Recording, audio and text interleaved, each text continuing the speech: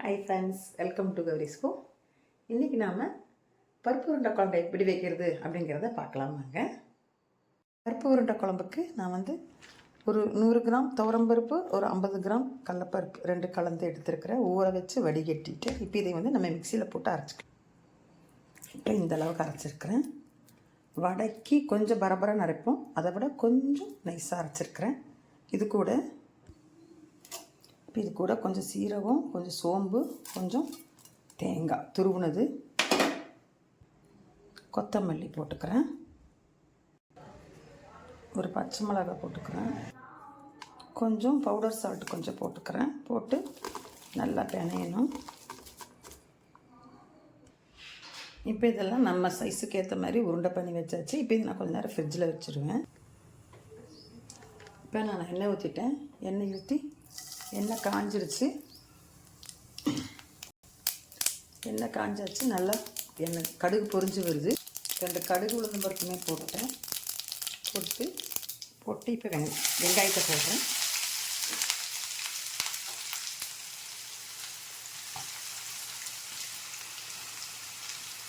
அது கூடயே ஒரு 5-6 பல்லு பூண்டு தட்டி வச்சுருக்கேன், அதையும் போட்டுக்கிறேன்.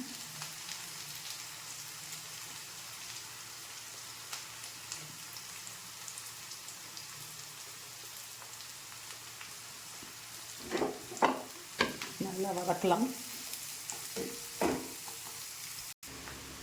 வெங்காயம் வதங்குறதுக்காக கொஞ்சம் உப்பு போட்டுக்கிறேன். அது கூடயே தக்காளியும் கொஞ்சம் கருவேப்பிலையும் இருக்குது, அதையும் போட்டுறேன். அதையும் போட்டு நல்லா வதக்குவோம்.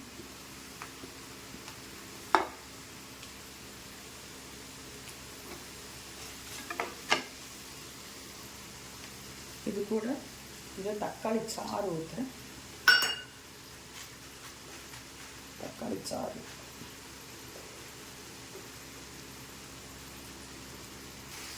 கொஞ்சம் மஞ்சத்தூள் போட்டுக்கோங்க. இந்த ஸ்பூனில் 4 ஸ்பூன் பொடி போட்டுக்கிறேன், குழம்பு பொடி. இதுக்குன்னு தனியாக வீட்டில் நான் அரைச்சி வச்சுருக்கிறேன்.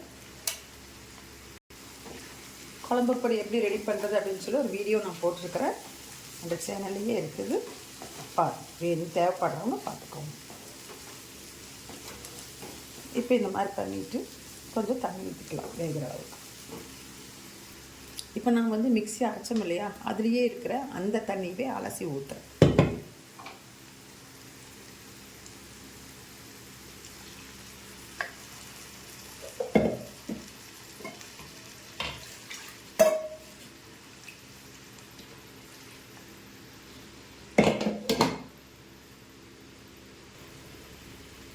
வேணுங்கிற அளவுக்கு தண்ணி ஊற்றிக்கலாங்க. கொதிக்கட்டும் நல்லா குழம்பு. உப்பு பார்த்துக்கோங்க. நல்லா மூடி வச்சு கொதிக்கட்டும். இப்போ குழம்பு பாதி கொதி வந்துருச்சு. நான் இந்த ஃப்ரிட்ஜில் உருட்டி வச்சுருந்த உருட்டையை எடுத்துட்டேன், உருண்டையை. இப்போ ஒரு 3 நிமிஷம் ஆச்சு. ஸ்டவ்வில் வச்சு உருண்டையை போட்டு இப்போது அந்த உருண்டைக்கு மேலே கொஞ்சம் கொஞ்சம் வேகட்டும்.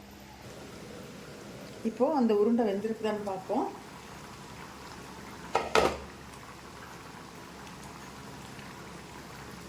வெந்திருக்குது. இதுக்கு மேலே கொஞ்சம் குழம்பு எடுத்து ஊற்றினோம்னா அந்த சூட்டுக்கும் இந்த சூட்டுக்கும் நல்லா வெந்துடும். சரியா? இப்போ வெந்துட்டு இருக்குது. நல்லா மனம் வருது, குழம்பு மனம். எவ்வளோ தண்ணியாக நான் குழம்பு வச்சேன். இப்போ குழம்பு பாருங்கள் எவ்வளோ கெட்டியாக இருக்குதுங்க. இப்போ இது வெந்துகிட்டே இருக்கும்போது கொஞ்சம் நான் தேங்காய் பால் ஊற்றுறேன். டேஸ்ட்டு கொடுக்கும் தேங்காய் பால். ஊற்றியாச்சு. லைட்டாக காம்பு வச்சு கலக்கி விட்டுக்கலாம். என்னதான் உருண்டை வெந்திருந்தாலும் கலங்கிருமோ அப்படின்னு ஒரு பயம் எனக்கு. கலங்கலை. இந்த மாதிரி மெதுவாக கலக்கி விட்டுக்கணும். எப்படி மீன் குழம்பெல்லாம் வச்சா கலக்குவீங்க மெதுவாக, அந்த மாதிரி கலக்கி விட்டுருக்குது. கலங்கட்டும்.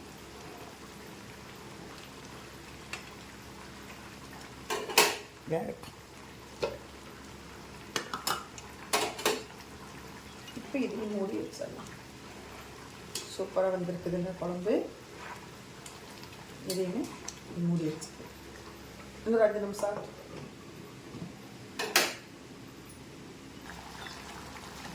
லைட்டாக பெருங்காயம் போடுறேன், நீங்கள் வேணும்னா போட்டுக்கலாம்.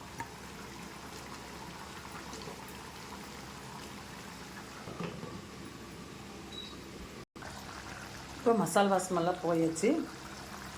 ஸ்டவ்வில் சிம்மில் வச்சுக்கலாம் ஸ்டவ்வை. இப்போ இந்த ஸ்டவ்வை வந்து சிம்மில் வச்சுட்டு இந்த கொதிச்சிட்ருக்கிற இதில் குழம்புல அப்படியே ஒவ்வொரு உருண்டையாக எடுத்து நல்லா அப்படியே உடையாமல் போடுங்க.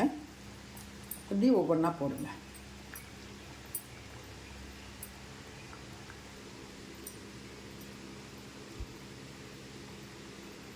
இப்போ எல்லா உருண்டையும் போட்டாச்சு. தட்டு காலி ஆயிடுச்சு. இப்போ இந்த தட்டில் வந்து கொஞ்சம் தண்ணி ஊற்றிக்கோங்க. அலசி அந்த தண்ணியை அப்படியே அந்த குழம்புல ஊற்றிடும். உங்களுக்கு எதாவது டவுட் இருந்ததுன்னா கேட்கலாம். இப்போ இதையே நம்ம ஒரு 5 நிமிஷம் மூடி வச்சிடலாம். மூடி வச்சுட்டு அப்புறமா பார்ப்போம்.